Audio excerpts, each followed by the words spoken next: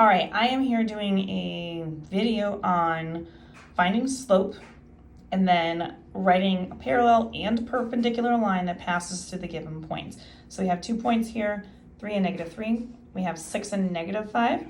So the first thing I'm going to do is find the slope. So we're going to label the x and the y. The first set, I'm going to do the y1 and the x1s. These are going to be the 2's.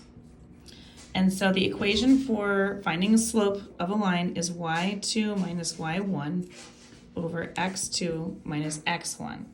So what I'm going to do is just plug these into where they belong. So the y2, we have -5. Then it's going to be minus the y1, which is -3. Be very careful that when you subtract a negative number that you don't forget that. And then we're going to do the bottom, x2, which we said is 6, minus the x1, which we said is 3. And now we're going to go ahead and solve for just the slope. So minus a negative is going to actually be +3. So we've got -5 plus 3, which is -2 on the top. And then 6 minus 3 is 3 on the bottom. So this is our slope for this problem. Now, the next thing we got to do is we're trying to write a parallel and a perpendicular. So parallel lines have the same slopes. So we need to find, we have the slopes, we know that part, but we need to figure out what, if it's passing through these 2 points, we need to find out what the y-intercept is in the problem. So we're going to start by doing y equals mx plus b, and we're going to replace the things that we want.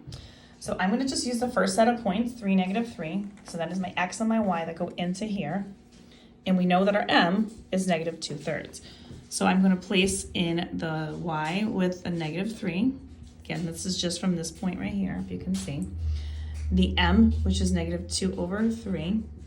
We're going to replace the x with a 3. And then we're going to solve for our y-intercept here. So -2 times 3 is -6/3.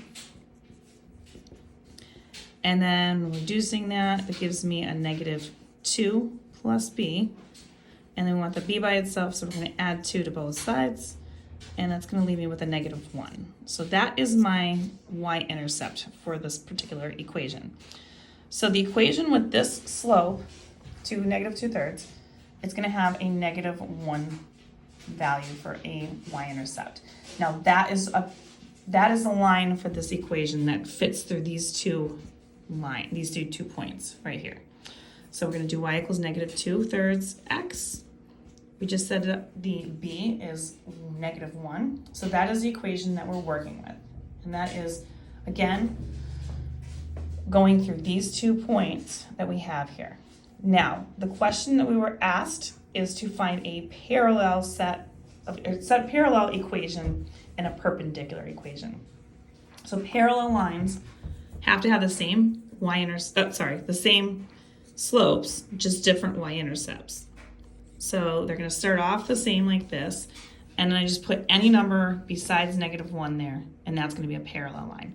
So I'm just going to put +1 instead of -1. So that's parallel. And then if I want perpendicular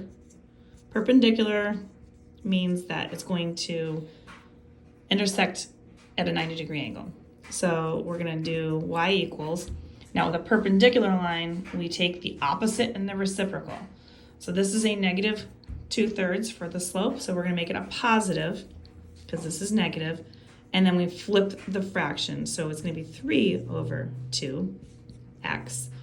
Does not matter what the y-intercept is, so I'm just going to go with the +1. And so this is your perpendicular line. And then this one is your parallel line to this particular line. If you want more questions like this, you can find them on my YouTube channel, YouWantAlgebra. Check them out under the perpendicular and parallel line section.